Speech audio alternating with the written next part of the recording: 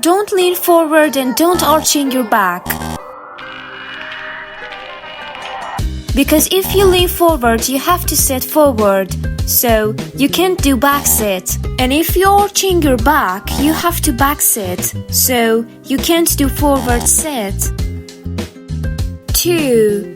Push your pelvis forward at the same time you make the sit, and arch your back a little.